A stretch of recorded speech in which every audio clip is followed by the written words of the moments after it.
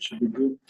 Well, good evening. I'd like to welcome everyone to Tuesday, May the 5th, 2026 council meeting. And we'll start with the disclosure of pecuniary interest.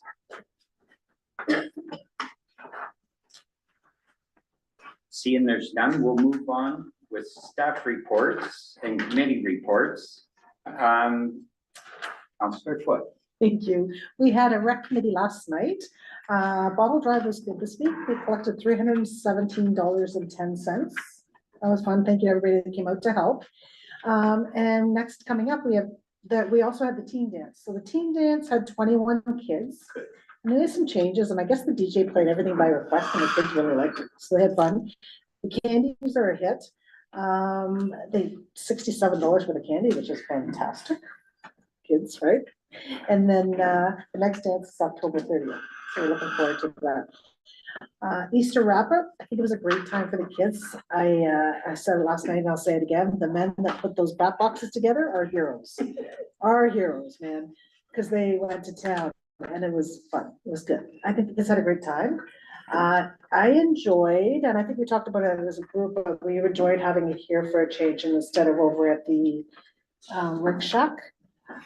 Cleaner, we played games, lots of crafts. It was kind of good. It was really good. So I think we're going to leave it this way moving forward.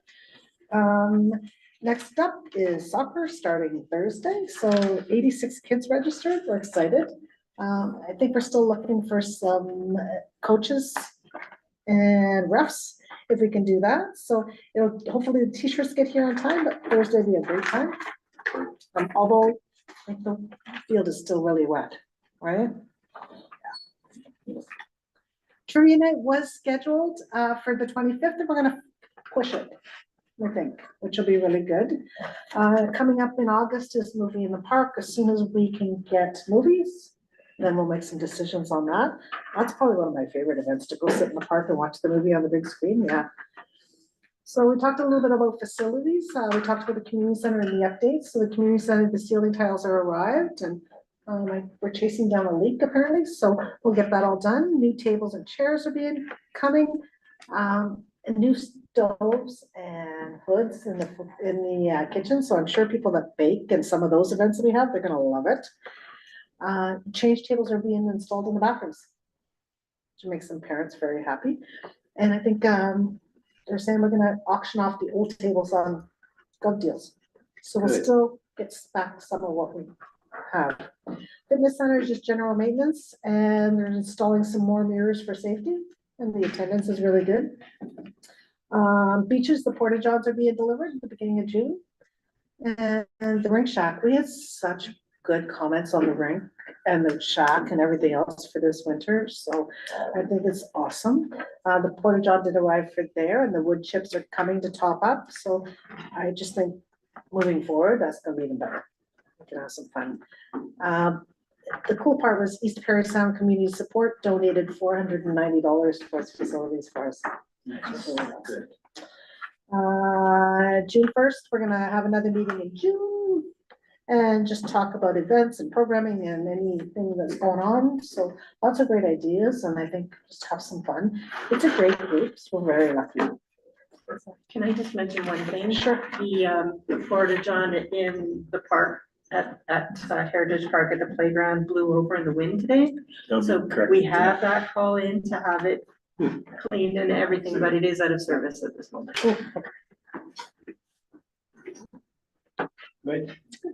Thank you, Councillor Foote. Councillor Telepinko. Well, Steve and I had the opportunity to go to the Perry Sound homelessness event a couple of weeks ago. We got to learn a little bit about Perry Sound region, which encompasses 22 different communities and their progress in working against homelessness and working with housing some of these people. I think we're down to one person in Perry Sound. One person who is chronically homeless in our whole district. Wow. Phenomenal. And well, it's what they were talking about is how they approach homelessness. Instead, when you see a temporary camp, rather than just going in and saying, no, you can't be here, take you out, what they do is they approach, befriend, build the trust, because a lot of these people are marginalized because of mental illness or other reasons.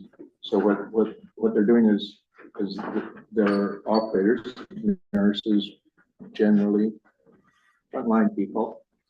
And what they're doing is they're gaining their trust, then gradually moving them away from that into a better housing situation, where some of them have actually gotten back into jobs, permanent housing. There was one presentation of a gentleman who was quite chronically homeless, lived in a shack in the woods for 3 years, and they worked on him slowly to build up a friendship and found him some housing. So he actually had a testament to how great Ontario Works has been with them and Yeah. how much So- progress we're Some making. good news. Yeah. And well, in the whole province, their system is the one that's working. I think they're gonna be speaking at Phenol. Didn't you say that? I'm not sure, I didn't catch that.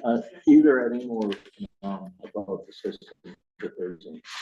Rather than, because large cities typically they'll need that area, so they'll just go in and they displace them, but they don't go away, they just go somewhere else.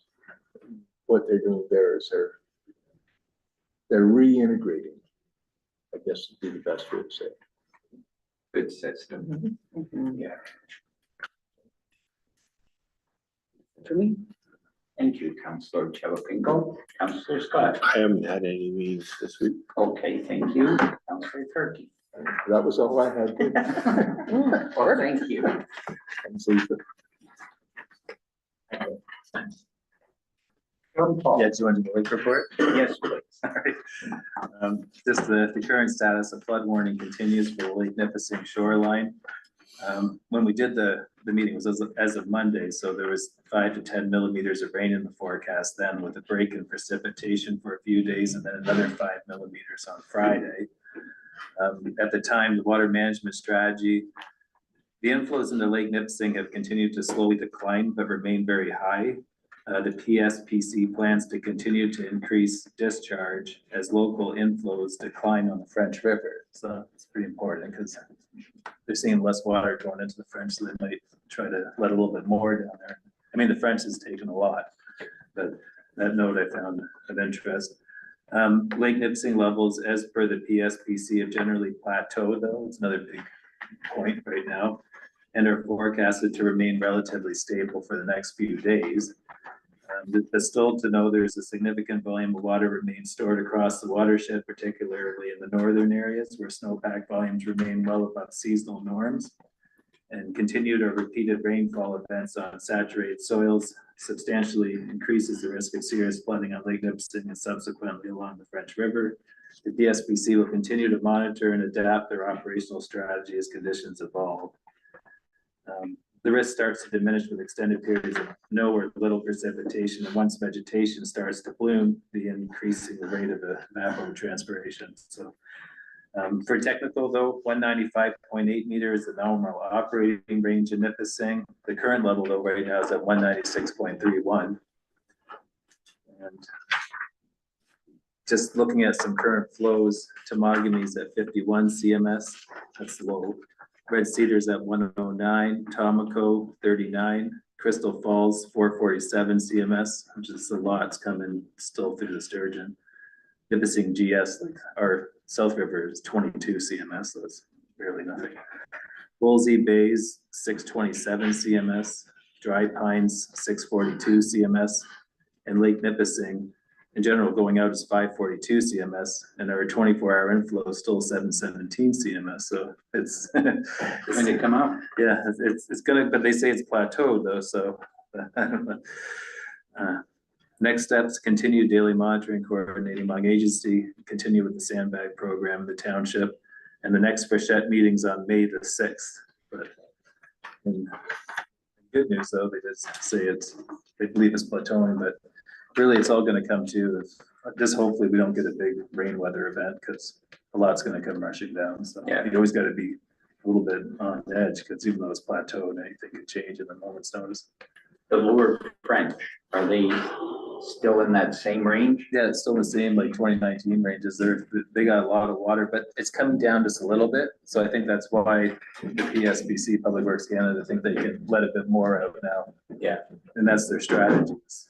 Yeah. To still get Nipissing down. Because anything can change. Yeah. A big rainfall event, it'll come right back up again. It happens quick. Yeah.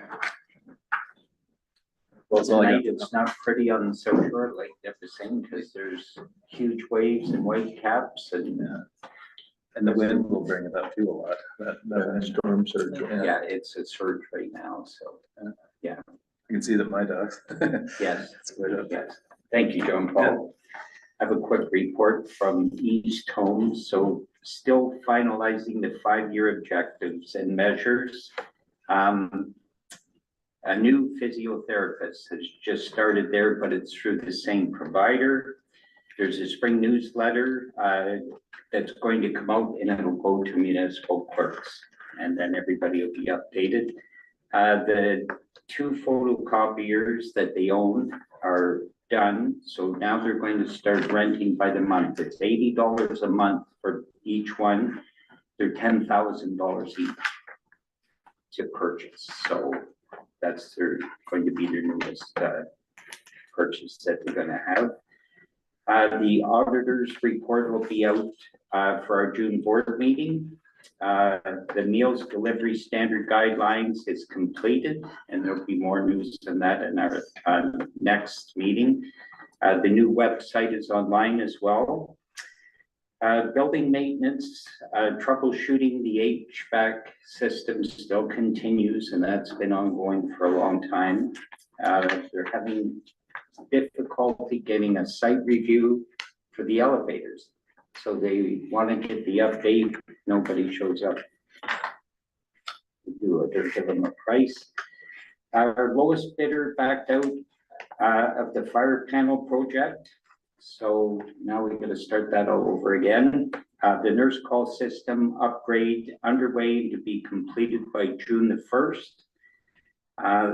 The quote is being revised for technical changes to be done by June the 1st. The internet and TV service, front parking lot lights, and the ice melt system in the parking lot is still under review. So that's all I have. That's been under review a long time, so Not a lot of great news. not a lot of great, no. So we will move on. Tonight we have a delegation for the Fragmites Working Group from Lake Bernard. And we have a counselor, Lisa Chalatenko, who is on that committee. So would you like to introduce your? Absolutely. That's This is great. Marilee and Karen from the Fragmite Working Group Lake Bernard. They have been working diligently on fighting Fragmite, which is an invasive species, and we have it here. It invades our ditches, it gets our waterfront, so all of the people who have lakefront properties are going to be very concerned about this. So they are a wealth of knowledge. I hope you get them out there listening. Thank you very much. Well, thanks for having us. Absolutely. So I'll have to stand a little closer here and use my glasses in case I misspeak. Got a little turnaround. My apologies for arriving a little bit late. This is an introductory page that shows you a little bit about what the Fragmites Working Group Lake Bernard is all about. We're a group of volunteers. We have over 100 people. We started in 2018. We started with the support of the municipalities, the Township of Strong, Jolly, and the Village of Sunbridge, the Lake Bernard Property Owners Association, and the Environmental Center. And we were appalled at what we found. And the information we have is called citizen science kind of information. Both Karen and I are not wetland anything. And we use an expert, a PhD wetland ecologist, Dr. Janice Gilbert, as our species expert. And the 100 people that we work with are all volunteers. And every year we do applications for funding. And we have been very successful so far. So in the picture on the PowerPoint, you can see our kids. You can see some Phragmites. You can see that is Japanese knotweed. There's a stand with the plumes on it. There's some more Japanese knotweed there. And as we drove from the Nipissing Council office, perhaps breaking a road record, we noticed how many stands? At least 5 along the way. And this is a great cost for municipalities. So next slide, please. So invasives are here. They're here in Nipissing. They're definitely present in Sandridge. They're present all across the country. And actually, you may be noticing even in your weather network feed that there's been a lot of alerts for invasive species to pay attention to on the internet there. So an invasive species can be a plant, it can be a bug, it can be an insect, it can be a disease. Key points are they're not native to the area that they're in, and because they're not native, they can grab hold of the environment. And what they tend to do is they push the species that are supposed to be present out of the way. And that reduces biodiversity. And it also, it hampers the plants and insects and bugs that are supposed to be living in an environment from being successful in it. The economic cost is pretty significant, and some of them also cause problems with human health. We for sure have plants that are not native, that are not invasive. But we're concerned with the ones that do not belong here and they are invasive, and they're invasive. We know that from their growing habits, how fast they grow. They come out early in the spring and how they push other things out of the way. As Marilee said, on our scenic tour from your township office to here, you could, on both ditches and both of them, you could see your Phragmites stands there that are there. They're right at the edge of your wetlands. And we can definitely tell you from our experience in Sandridge, start early, don't let them continue to grow because they have unfettered access to your waterways here. I don't know what the deal is on the south shore of Lake Nipissing, but Calendar Bay's got a problem off of Premier Road in North Bay. For sure, they have several places there where frag is growing, Laurier Woods. The Cranberry Marsh there, lots of frag is present there. So next slide, please. So what kind of invasive species? We've mentioned the invasive Phragmites australis, subspecies australis. You also might have native frag, and you want to protect it. And the two things you don't want are the native frag and the invasive frag to be together so that they hybridize, and then the qualities of the invasive take over, and then we may have even a bigger problem. We have invasive, we have spiny flea in Lake Bernard. We have Japanese knotweed, which is another nasty that we're fighting this year for the 3rd season. Magnetowon has rusty crayfish. We also have just ordinary things that have escaped the garden, like garlic mustard. That's the fairgrounds in Sandridge. We have stony at the bottom in Bray Lake, apparently in the newspaper recently. They said they have stony, whatever that is. Sorry? Stonewort. So that's something that hangs over the water, goes down quite deep, blocks the sunlight from getting in, and leads to more things like blue-green algae and problems like that. So you'll also see goldfish on this and red-eared sliders, and those are pets that have been released into the wild because they'll continue to live. There are lakes in BC that are so full of goldfish that they have disrupted the natural habitat of salmon. In storm drainage ponds in southern Ontario, goldfish that have been flushed are living happily in frag-infested, goldfish-infested waterways. So some of it is, invasives are all about people, really. What is it that we've done? What is it that we haven't done?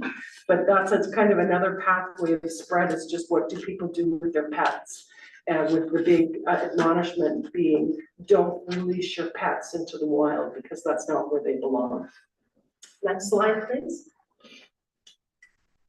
So cost is enormous, and if you start to listen to the news, You hear a lot about prevention, because if we can prevent the invasives from coming, that's gonna be a lot cheaper in the long run than doing the management of trying to eradicate or to control invasive species. So right now in southern Ontario, you may have heard of the spongy moth, or the spotted one, the spotted lanternfly, which has just come across. It eats grapes and lives on the grape of heaven, or sorry, the tree of heaven, and it's going to make a mess of the Niagara wine region, right? And so that's probably not a risk for us here, but it's the listening to where are these species coming from, and with climate change, with things getting warmer, that what was the leading edge of some of these species is coming further and further north.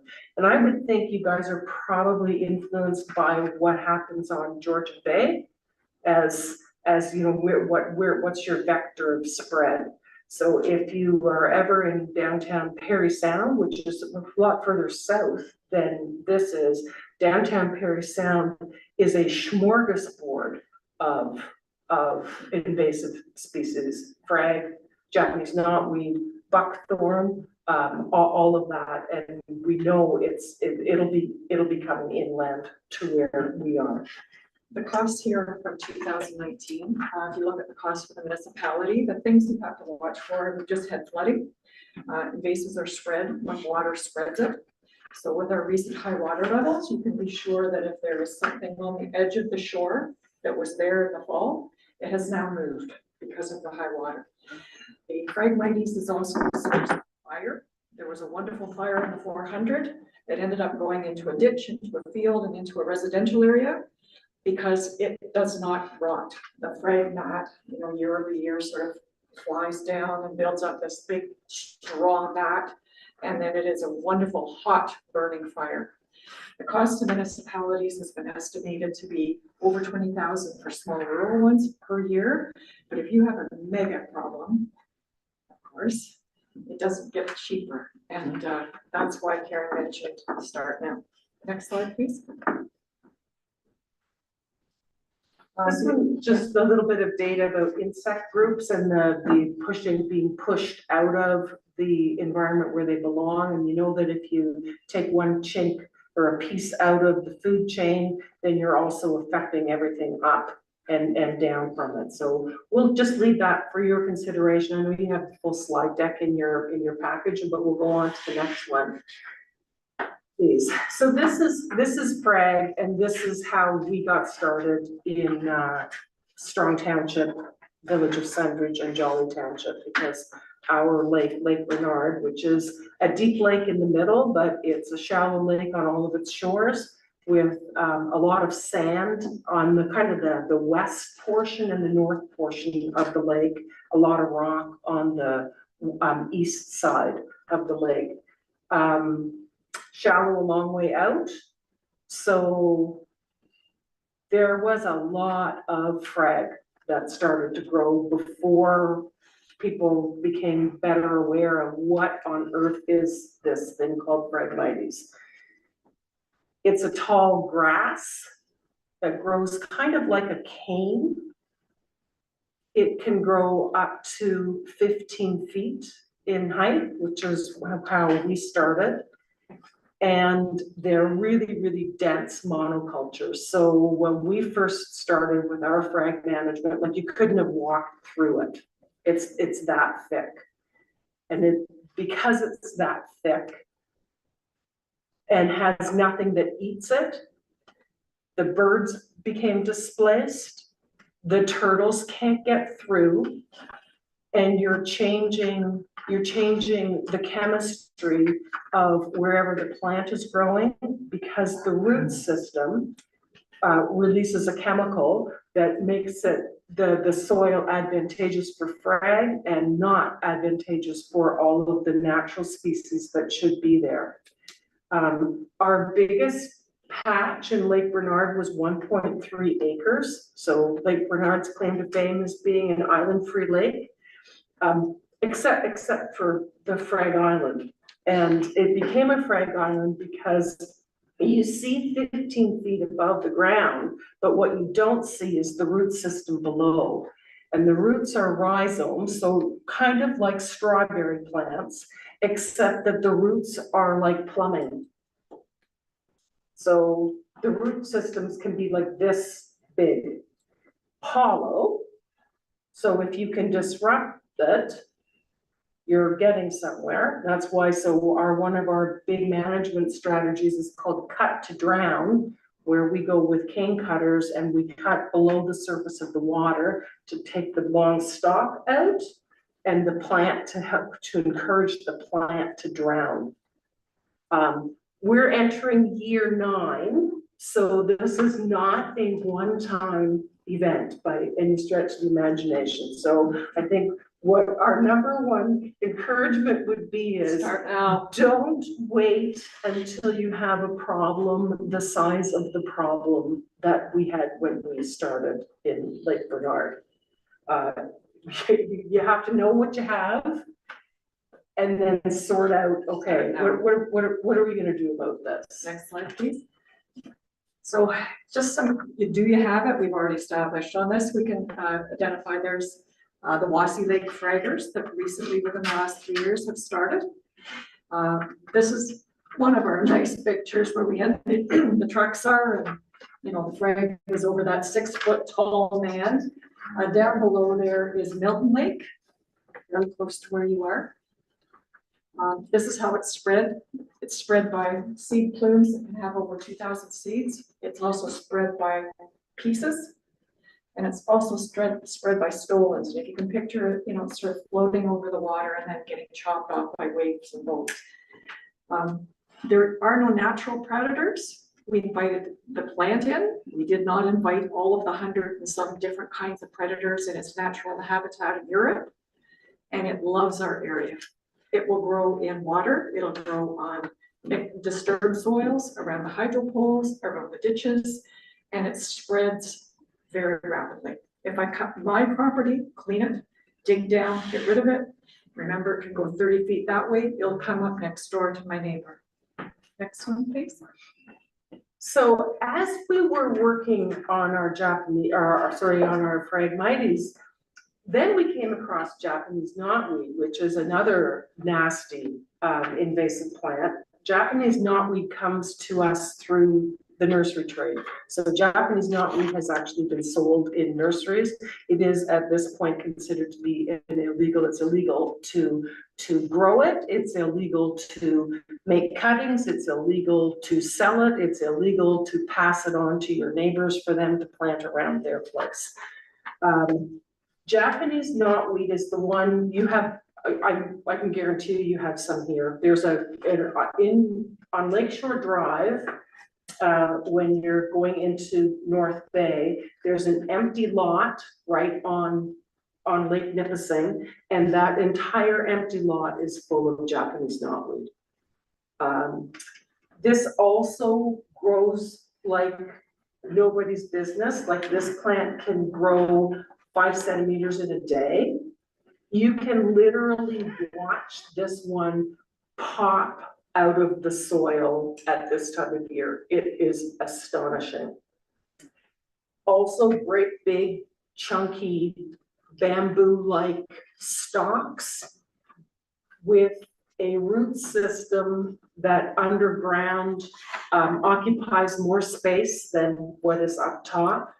And that root system is so strong that it will break through concrete, as in the foundation of your house or pavement on the road. It's a concern around bridges, like for like a municipality and infrastructure, because it's that hail. It also releases a chemical into the soil so that you have only Japanese knotweed that grows there and nothing else.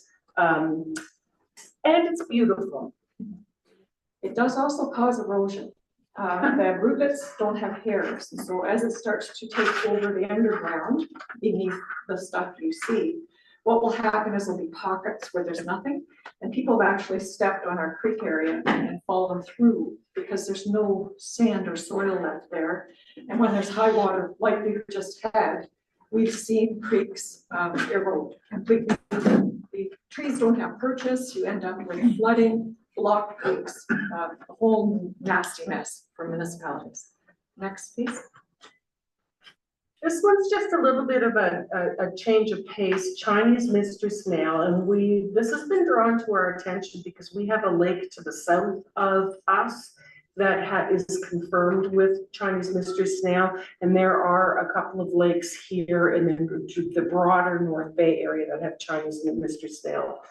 The snails are enormous, and part of what makes them mysterious is that they can close their trap door and live on shore for 4 weeks. They reproduce like mad in a free waterway. So they come to us through the aquarium trade, where in an aquarium, they'll help to keep your water nice and clean. Well, they'll do the same thing in a lake where they're also reproducing like nobody's business.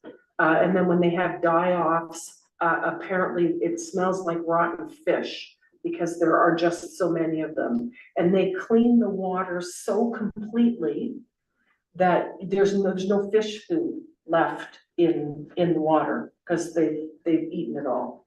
So this was, I think, certainly one to kind of just to know it's there. We weren't happy, and when we found it, we heard that the fellow that put it in thought it would clean up the water, and then the neighbor said, yeah, now we have blue-green algae. The sun's heating up the water, there's more blooms. Next, please. So what can you do about it? Well, you can find out what you have. You don't know what you have until you map it. That came from one of our students. And iNaturalist is one thing that you can put an app on your phone and you can track everything. You can find out whether it's a beech tree, whether it's a pine tree, whether it's a whatever apple tree before you even have leaves. And if you find an invasive, it will be the data in the background, and Karen is very familiar with that, is pulled to EDMAPS, which is a tracking system North America wide for invasives. And so when we say you don't know what you've got till you map it, municipalities, we can help you with your mapping. We have 2 students coming and they are both in programs that are really set for environmental issues, and they can do the mapping for you if you want us to. The other thing is people on the private property need to know, what is it on that old farm property? Is it Japanese knotweed? Or is it something else like bindweed, a lookalike, or something that's, innocuous and won't hurt anything? So we would love to be able to assist you with mapping. The other thing that we haven't mentioned, and we should, is that the government right now, through the Ontario Phragmites Action Program, has funding. You know what happens with funding? There's a great big push, it's all in, and then it isn't. So why couldn't you apply for funding? Why couldn't you map it? Find out what you have and write up an application and get some herbicide if you need it. You can't, this isn't, as Karen mentioned, this isn't a 1 year and go thing. You can't mow it, you can't dig it out if it's frag. You're going to be at it. Did we mention the 9th season? You're going to have to use all the tools in the toolbox, and some of them are expensive. So why couldn't you apply for funding? You were one of the target groups. You haven't. They even have DNA testing so you can see whether it's native or invasive. Why couldn't you do that? The MTO has offered to help with us as well. We have a local rep that is willing to come in with Fowler and work with us if we. Oh, that's good. I mean, iNaturalist, honestly, anybody can use iNaturalist. So that's a really good little something that it doesn't cost you anything to have on your phone to be able to identify things. And as Marilee said, whatever is tagged as an invasive species on iNaturalist gets fed to EDMAPS, which is the North American wide distribution system. We're really, so it's funny because we are like in year 9. We've been very keen on mapping because as we've sat in on provincial conferences, as little as I would say 4 years ago, invasive species, Phragmites in particular, was seen as a Southern Ontario issue, that there's no such thing as frag north of Highway 60. which we certainly know is utter nonsense. But if there's nothing being mapped, if it's not verified on a verified place somewhere, then people who are making money decisions in Southern Ontario don't stop to take into consideration what's the size and nature of the issues that we have here. And I certainly don't want to suggest that our problem is the size of what they have going on the Great Lakes, but we're earlier in the process. So presumably, if we get started earlier, we should never get into the mess that they're in the Great Lakes and the southern part of the province. Next slide, please. Places to go for awesome information, the Invasive Species Center out of Sault Ste. Marie. They have a great little website. They produce all the best, like the up-to-date best management practices guidelines for how to manage different invasive species. And they renew them on a fairly regular basis so that you can feel assured that whatever you're getting shows what's the state of the knowledge base now, because they update them. So that one is really, really important. Couple of other things. If you haven't already done this as a municipality, we would strongly encourage you to make sure that you have a clean equipment protocol built into all of your tenders and for whatever it is that your public works people do. Is their equipment clean? Or are they inadvertently contributing to the issue of the spread of the invasives because their equipment hasn't been cleaned? And definitely for tenders, whoever you're tendering out your work to, is their equipment clean? Because I can guarantee you that part of the reason that we have the problem that is the size of the problem that we have is because the 4-laning of Highway 11 and the 4-laning of Highway 11 started in the south and it came north, and the equipment that was dirty in the south was digging all the ditches and blasting stuff and moving fill and all the rest of it. And all the way up the highway comes the spread of Phragmites in particular as the one that is the most obvious. So I think that's a little something that maybe you can consider if you can write that in or think about whether that makes sense for your own municipality. And we saw 5 sites and we were flying. 5 sites along the highway between your council office and here today. Next slide, please. Do you want to talk about clean, drain, dry? Does it come down? Yeah. So Karen was talking about the spread of seeds and clean, drain, dry, and this is a perfect example. And in your package, you can see that the research shows that even on a test done on a dry, muddy day, the mud and the stuff here, study from Montana said, and I'm just gonna have to travel in 57 kilometers, they could still see the seeds attached to the tires of the heavy equipment. So let's just say one of your little drains got replaced in this recent bad wet spring we had. And let's say he goes to the next one, and then the next one, and then the next one. And then he goes home to his lake, property on the lake shore. One of those plumes for Phragmites has 2,000 seeds in it, fully mature plume. We don't know how many of them are viable, but you don't need very many of them if you've got one stalk with 2,000 plumes. The other thing you can see here is, this is on a propeller. And when we talked about the Chinese mystery snails, the coagula and zebra mussels that are like simple, they're not here yet. And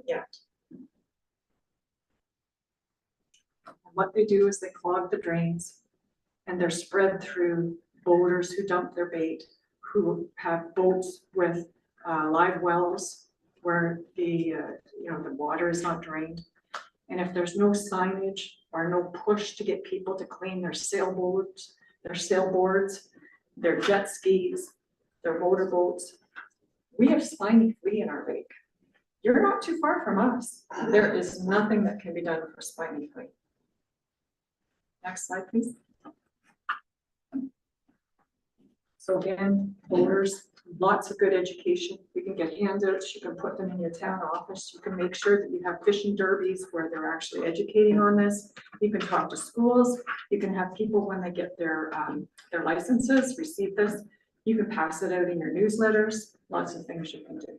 There's some pretty decent visuals that are free downloads, especially from the Ontario Federation of Anglers and Hunters. They have a lot of materials that if you wanted to just grab some things, even on your website to have it. And I don't know whether you have any public launches here that the municipality is responsible for, that would be something else that you could consider doing to put a clean, drain, dry. It is the law to clean, drain, dry your boat, but that doesn't necessarily mean that people are actually doing it.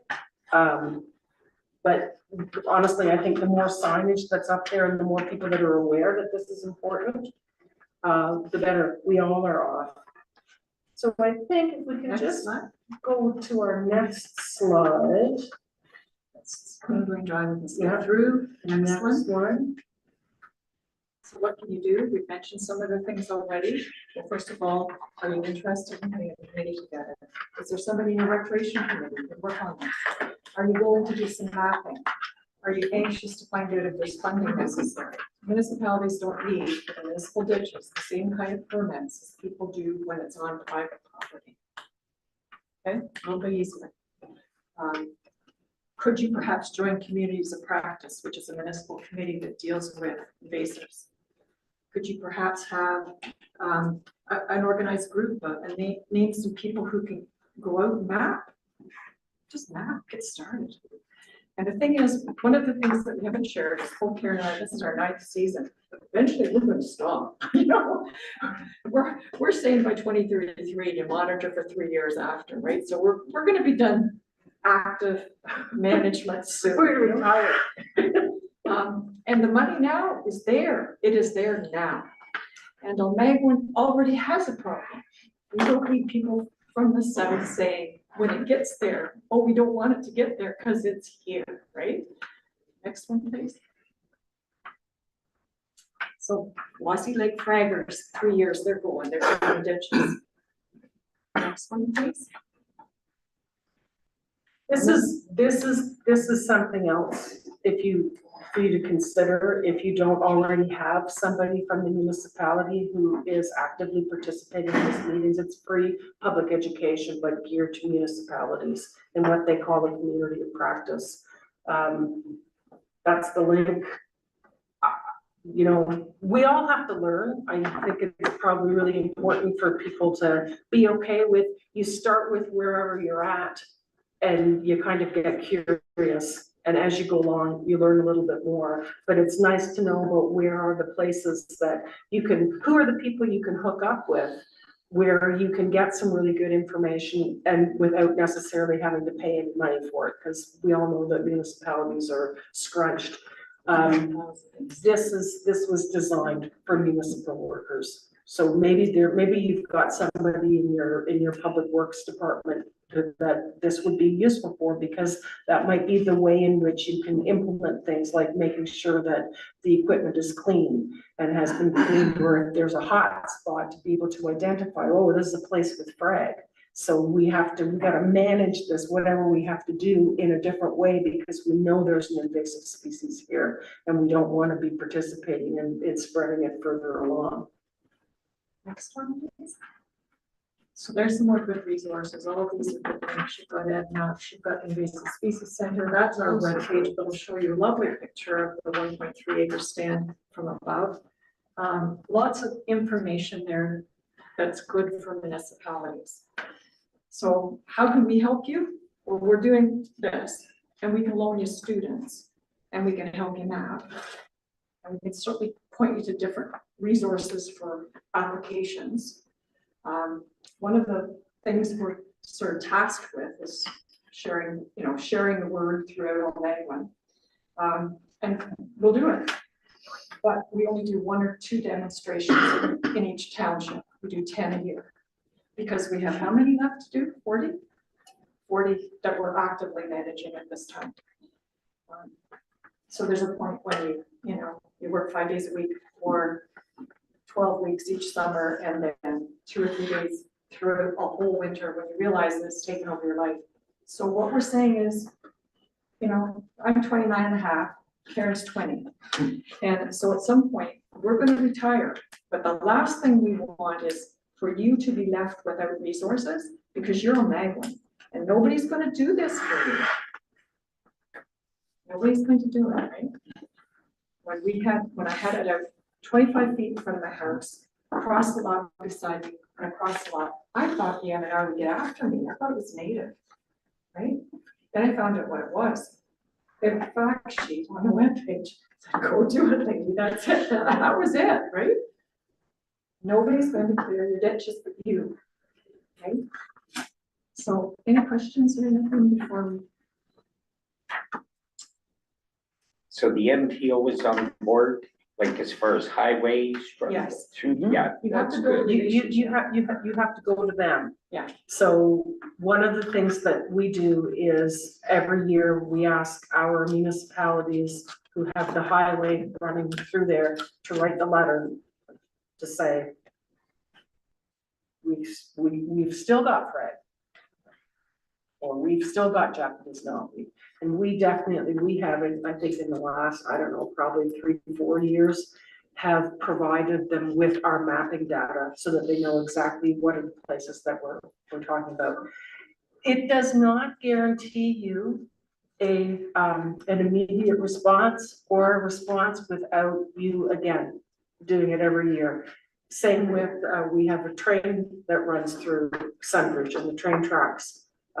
Was another letter writing campaign. So we kind of always divvy it up with trying to make sure that we are not doing work that other people should be doing, but provide them with the encouragement and the information to come and to do the bit that is their bit to do.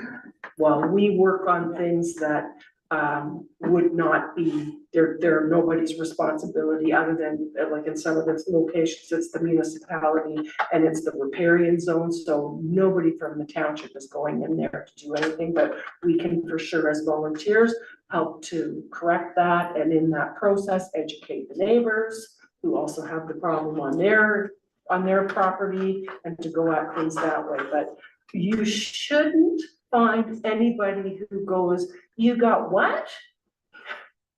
Not in Sunbridge anyway. Yeah, not in Sunbridge Now, anyway. how far north does it spread?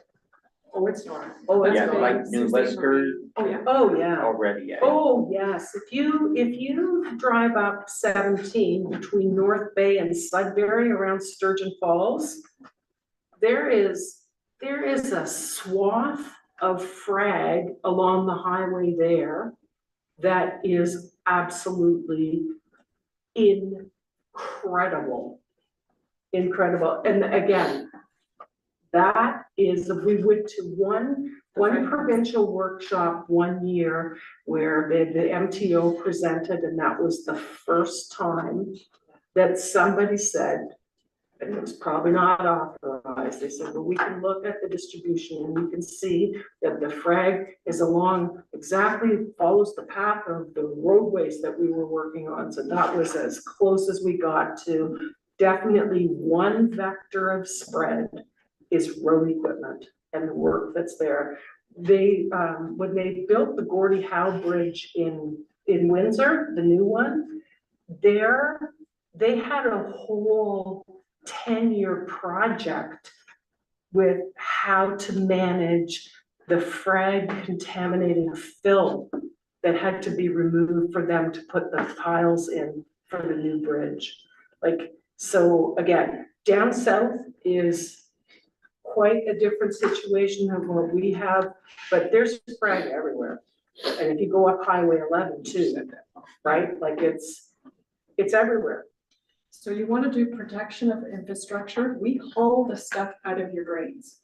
So when we go into a site, we're hauling the rhizomes that can go 15 feet and plug your drainage ditch, right? We haul the crap out of there because it's not going to run until we do it. It's stopping the turtles from cleaning up your freshwater lakes. It's killing the insects that we need for pollination. This stuff's bad dude stuff. You don't want to just ignore it and think it's pretty.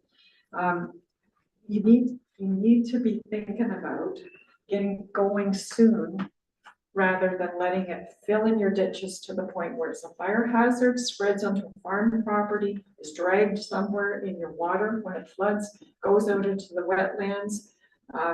This is a definite municipal cost that will only increase if you don't manage it. On that alone, it's worth consideration.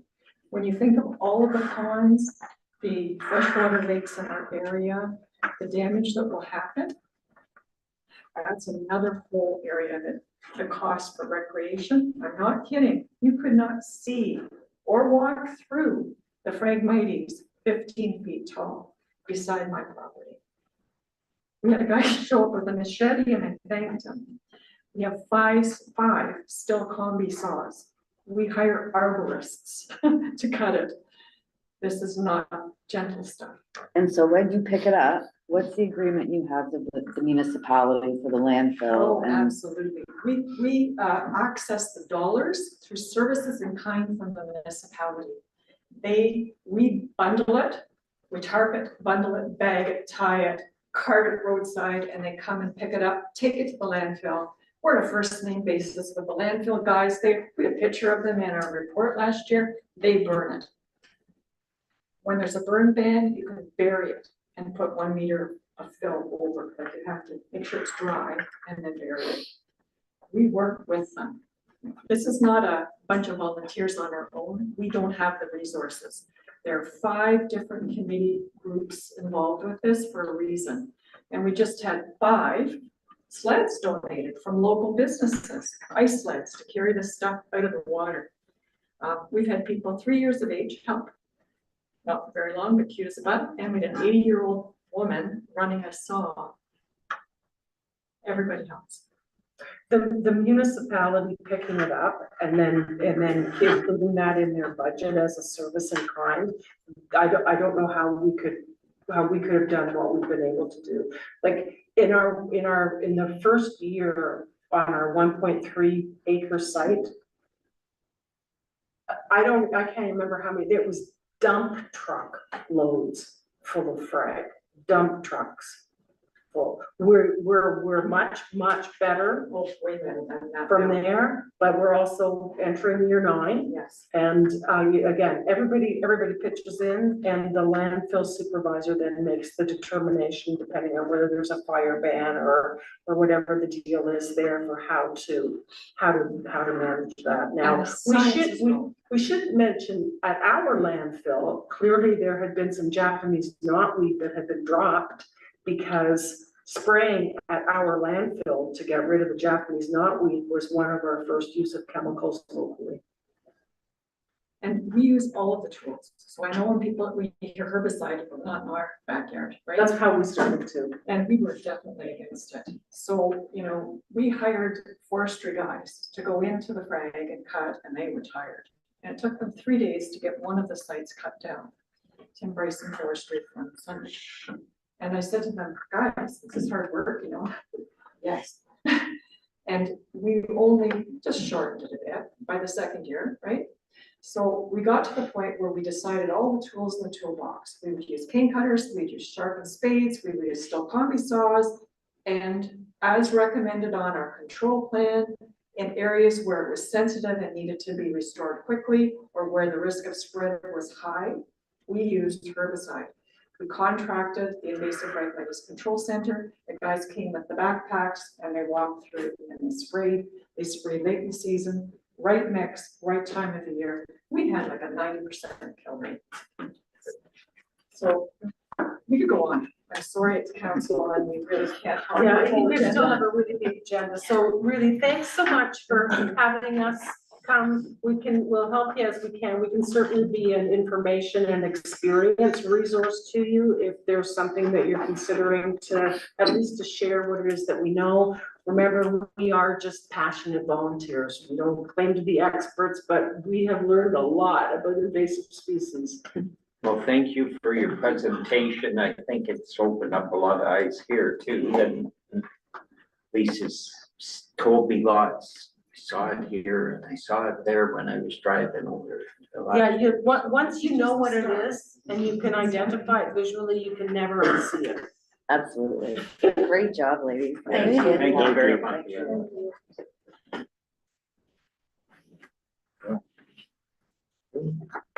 We will move on. I need a mover and a seconder.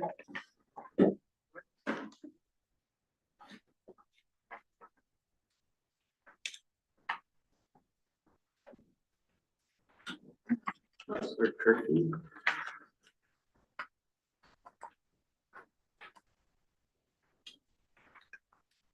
That the minutes of the regular council meeting held April 17th, 2026 be adopted and published. All in favor? Carried.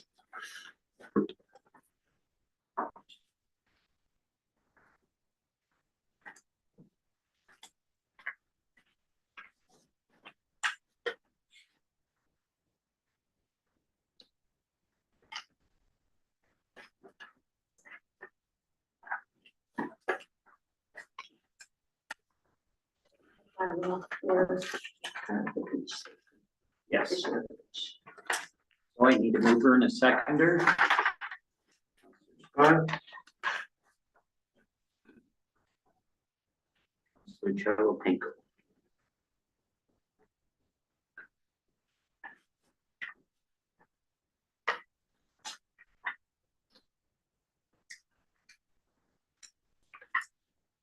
That we pass bylaw number 2026-19, being a bylaw to promote public safety and regulate and govern the activities permitted in municipal beach areas.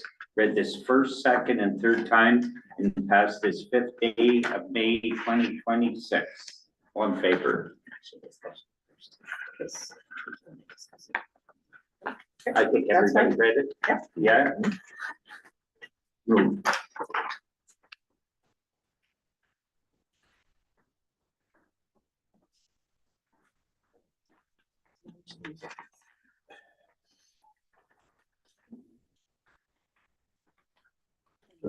Yeah, so this is for our user fee bylaw, and Chris is going to do a presentation before we move it. I understand that there was some question on how we come to these figures. So I just wanted to draw everyone's attention to the fact that we have a user fee policy. It's 2019-02. It was passed by resolution R 2018-30, January 1st, 2019. And it explains that the hourly base rate that we use for calculation of our service fees comes from Schedule 40 of our financial information return.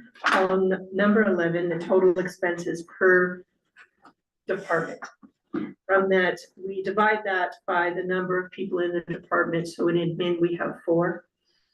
And then we divide that total by the total number of hours that are worked each year, which is 2080. And then we come up with a base figure.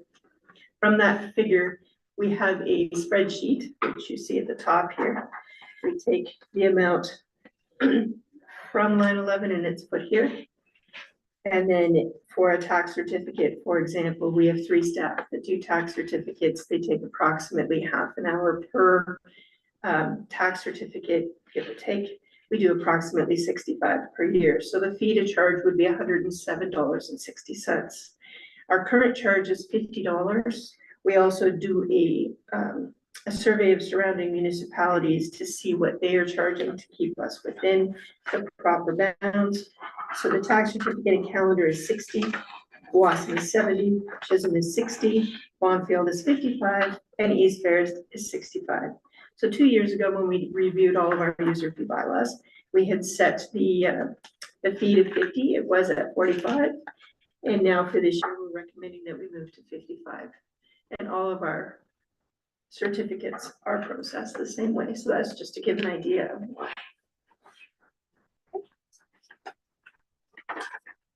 So I need a mover and a seconder.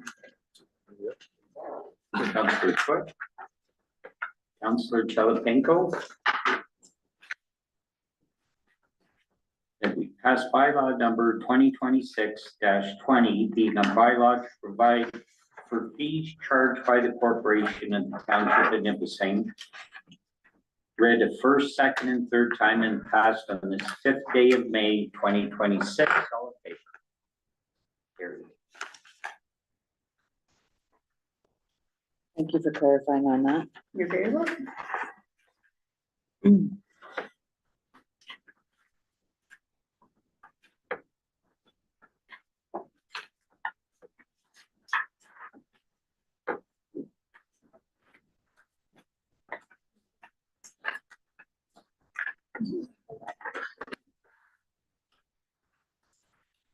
need a mover and a seconder. Councillor Kirky.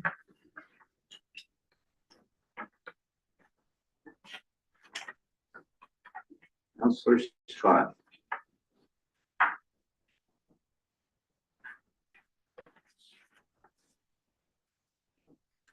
We passed bylaw number 2026-21, being a bylaw to authorize entering into an agreement to provide for the maintenance of the Powassan and District Union Public Library.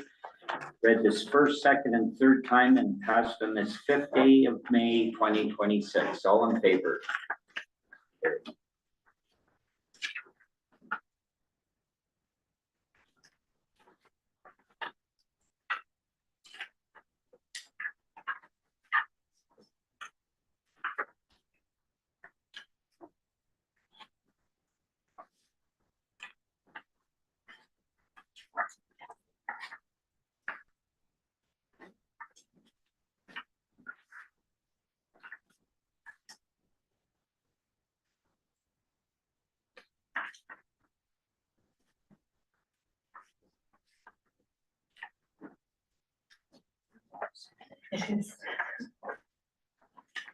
Okay, we're going to move on to our tenders, and I need a mover and a seconder.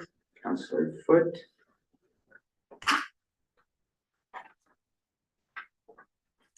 Councillor Scott.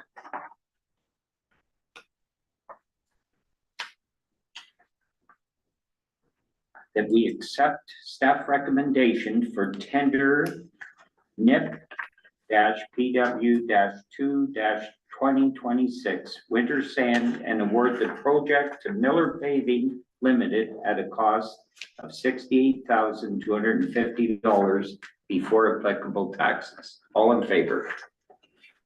Carried.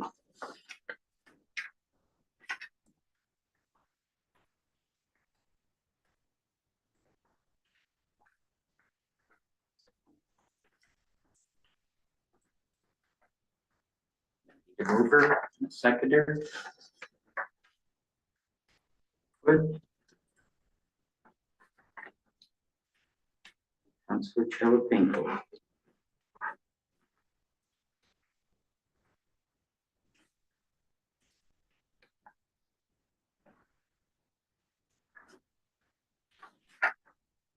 That we accept staff recommendation for tender NIP-PW-4-2026 7/8-inch crushed quarry granite stockpile and award the project to Evan Hughes Excavating at a cost of $27,750 before applicable taxes.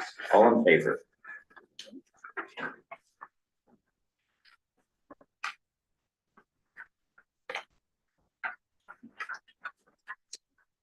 That's the surface treatment.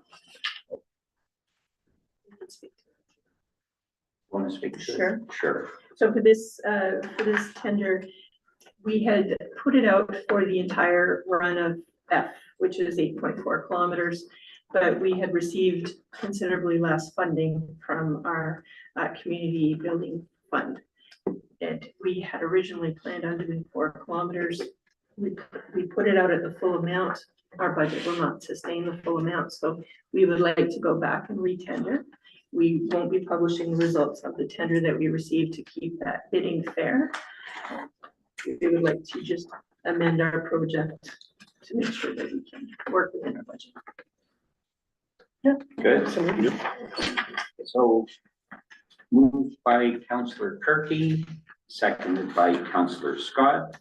Whereas the tender amounts received for NIP-PW-5-2026 surface treatment and reseal are well outside our budgeted amounts. Now therefore, council authorizes the necessary amendments to the project scope and to re-tender the amended project. and that the results of the tender received not be published to protect the integrity of the re-tender process for all interested bidders. All in favor? Carried.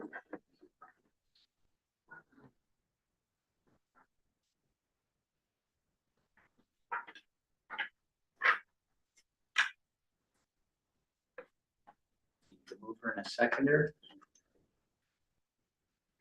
Foot. Councilor Joe Pinkham.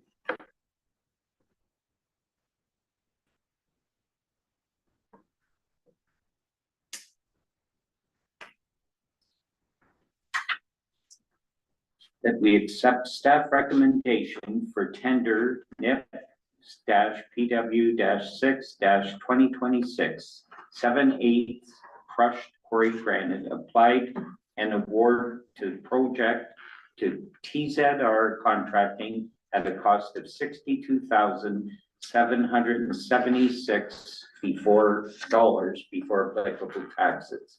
All in favor? Carried.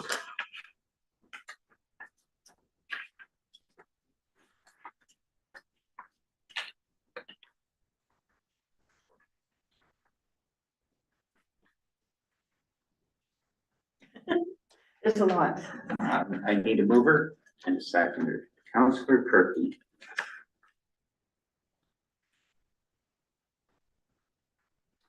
Councilor Scott.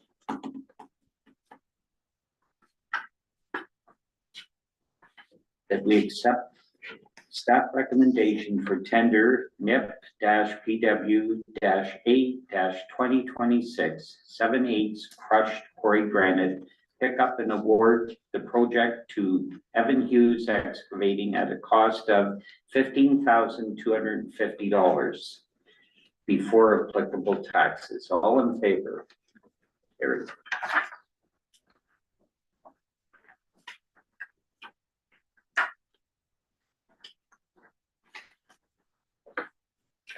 And I need to return a seconder. Councilor Foot. Councilor Scott.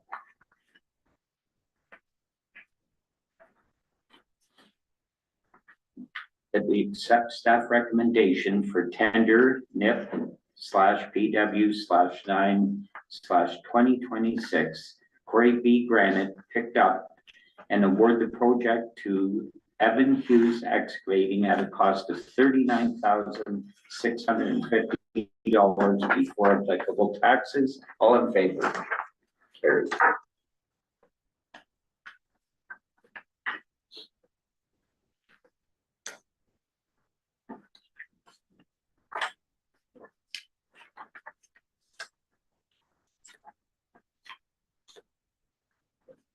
Mover and a seconder.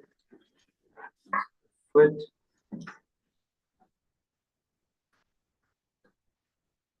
Councilor Kirky.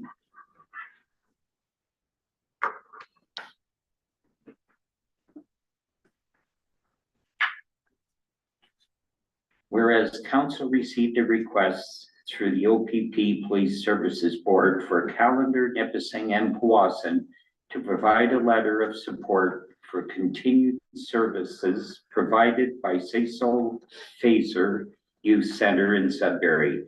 Now therefore, council authorizes the mayor to sign a letter requesting the continued services and to circulate the letter to the Ministry of the Solicitor General, MPP Vic Fidelli, and to the OPP Services Board. All in favor? Carried.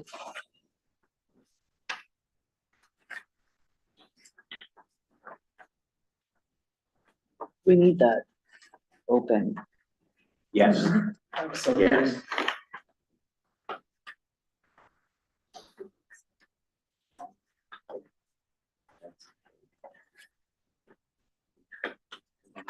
Where'd you say the alternative was? Thunder Bay?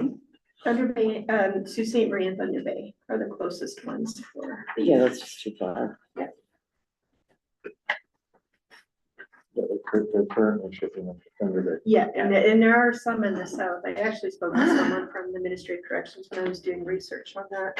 And, but they mostly get sent to the north, which prohibits family from visiting them, and they need that support net in order to rehabilitate, so. A court case in Sudbury, once you're in Thunder Bay, 2 people fly you down here, spend 2 days, fly you back. A lot of costs, Yes, a lot of waste. it is. So I need a mover and a seconder. Councilor Chalapunko.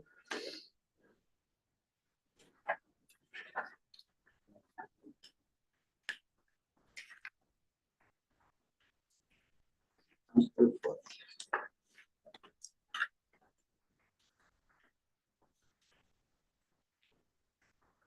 That we authorize Mayor Daviam, Councilor Shelley Foote, Councilor Steve Kirky, Councilor James Scott, Councilor Lisa Chalapenko, and Deputy Treasurer Kim Turnbull to attend the District of Parry Sound Municipal Association 2026 spring meeting being held in the Kearney Community Center. All in favor?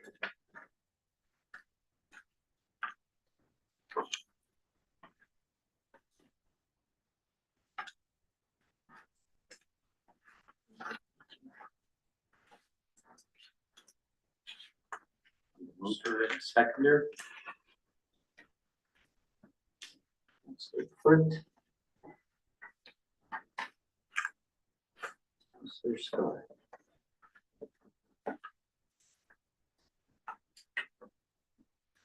That we donate $100 to the Almaguin Highlands Secondary School Graduation Award Program. All in favor?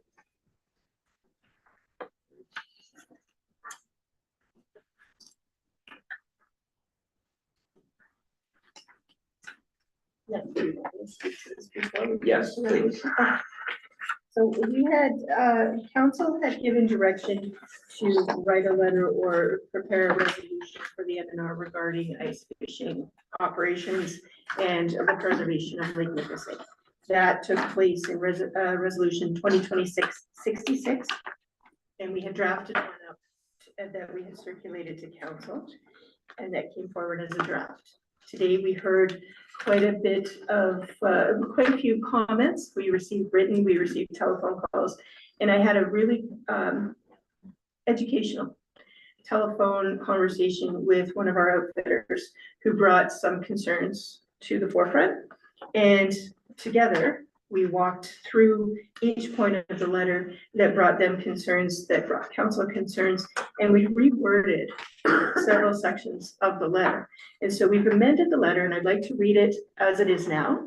And I think this may be a better solution than the previous. So, Honorable Mike Harris, we are writing to bring an important topic of concern to your attention. Ice fishing has been thriving and expanding on the south shore of Lake Nipissing for many years. Ice fishing is a time-honored tradition for many families, friends, and individuals going back generations. With the introduction of ice bungalows and commercial ice fishing operations, several items have amplified health and safety concerns, as well as environmental concerns for those sharing the lake as the numbers increase. The majority of those enjoying the lake are responsible, courteous, and environmentally aware of negative impacts on the lake. The Ministry of Natural Resources has jurisdiction over the ice fishing licensing and registration. The following list of recommendations identify issues that have been repeatedly brought to council's attention for many years, and we are hoping to work with your ministry to put processes in place to address them. What we are recommending to help address these issues are: A, issuing an annual license and registration number to any ice hut placed on a lake. Any revenue generated from this to be a shared revenue between the MNR and the municipality where the huts are utilizing parking and access. B, requiring fire safety confirmation for all huts providing overnight accommodation, including the installation of working smoke and CO alarm units. C, require proof of authorized septic removal and disposal for all huts. This could include a plan of disposal and an awareness level of this concern. D, providing a date when all materials, including blocking and debris, be removed from the lake surface and providing enhanced enforcement on and around that date. E, maintaining a GPS record of where all huts are placed on the lake and following up on the sites at the close of season to ensure proper cleanup is taking place. F, have a penalty system in place for those not complying with the regulations, up to and including withholding a license in the next year. G, commercial operators provide proof of insurance where required by the FNR. H, requires CRA reporting number or identifier from a commercial operator to ensure that proper taxes are being submitted to support these operations. The Township of Nipissing has been working to address the health and safety risks that are born of human waste being disposed of in the municipal landfills for many years. We moved to a clear bag system in 2013. We have 2 full-time staff at the landfill sites for monitoring, and we constantly provide public education. A measurable improvement has been recognized with these efforts, and we want that to continue. With all municipalities working to conserve landfill space and improve health and safety, assistance from the MNR on this matter would be appreciated. Ice huts, shacks, bungalows are not municipally assessed, nor are they captured in the municipal tax system. A majority of those utilizing huts or placing day huts out in the area are not from the Township of Nipissing. They are, however, consuming municipal resources, including emergency response for on-ice emergency calls, increased enforcement by municipal law enforcement, landfill space, wear and tear on municipal roadways when the huts, shacks, and bungalows are moved to and from the lake, increased impact on local parking and roadway safety, and a marked increase in the required response for OPP for impaired driving and motor vehicle accidents. These costs are placed on the taxpayers of the Township of Nipissing. Council's mandate is to work to ensure safety, security, and equity for all residents and visitors. Addressing these concerns will be a strong start to achieving a mutual goal. These same concerns will affect floating accommodations at some point as they become more popular on our lakes. We welcome the opportunity to discuss these concerns and possible solutions with you further. Council wants everyone to continue enjoying Lake Nipissing and surrounding lakes safely for many generations to come. Thank you. We've had requests to move this to an open format as well, so I will let council discuss. I don't think you need an open. I like I the way don't- it is. I don't think you're gonna get anything out of it. We'll have a resolution, and I'm gonna read it. So I need a mover, Councillor Kirky and Councillor Scott.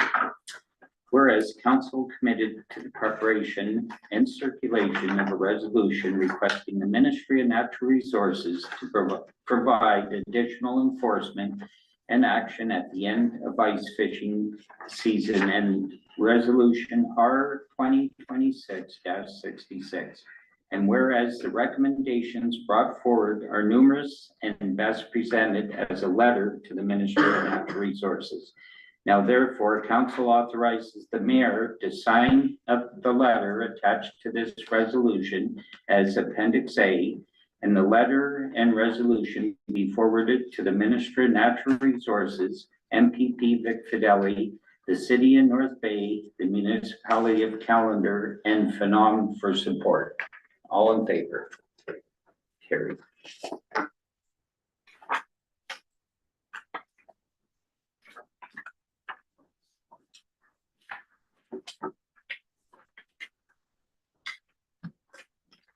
In the end, the MNR is responsible for what they decide to do with it anyway, so all we are asking for is more help.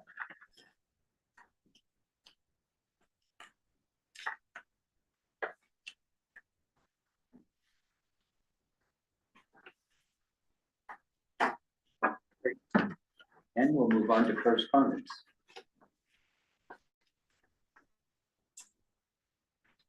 Federation of Northern Municipalities voices concern over Narren Center mill curtailment, calls for action on tariffs impacting northern forestry communities.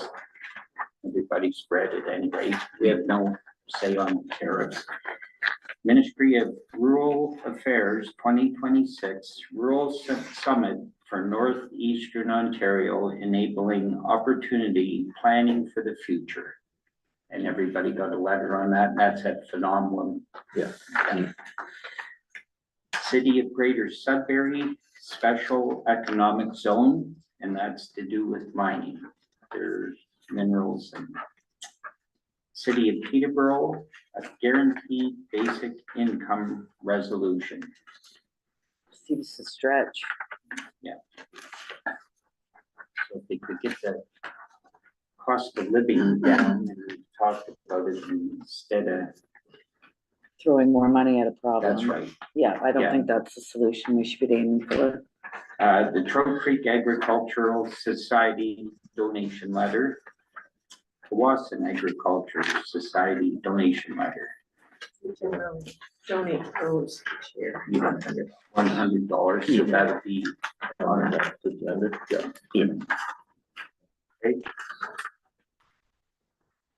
Wasson District Union Library Board meeting minutes held March 16th and April 20th, 2026. And the Nipissing Museum of Board of Management meeting minutes held April 1st, 2026.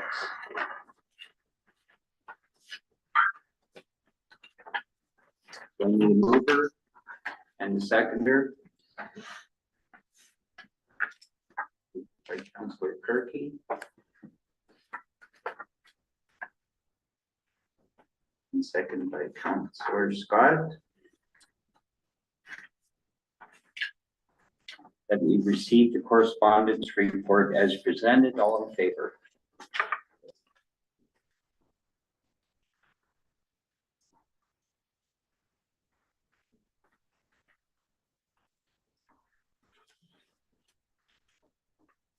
Even if it counts, is everybody read over? Any questions?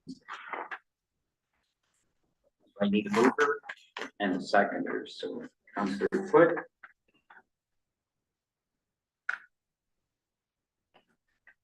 Councillor Chilipinko.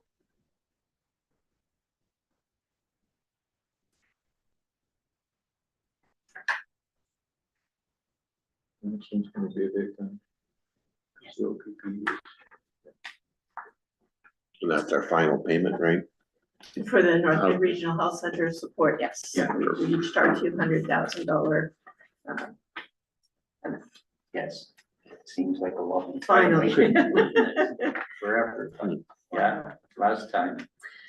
That the statement of accounts dated April 24th, 25th, and 28th, 2026, totaling $141,268.34 be approved. All in favor?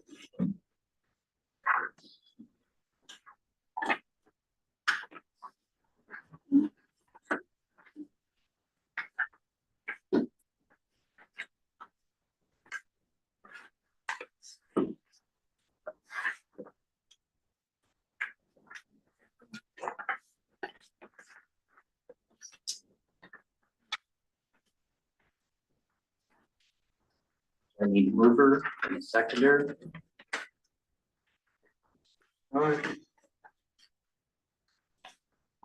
Councillor Wood.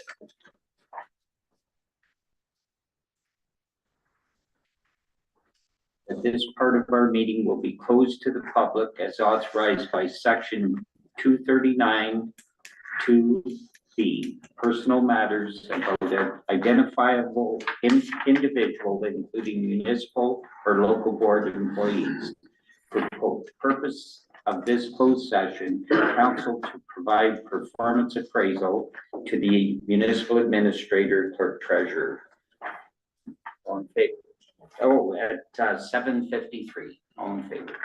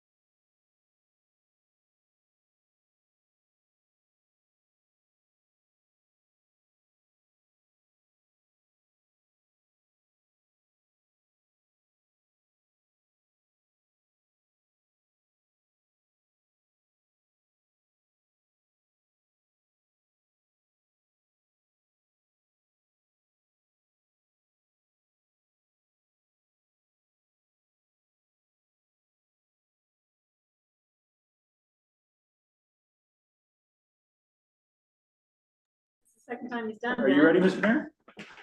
I am, thank you. Okay, so I'm gonna start recording. Don't we have to make a motion to go back into, We're going to now, oh, Yeah. but we do that in open session.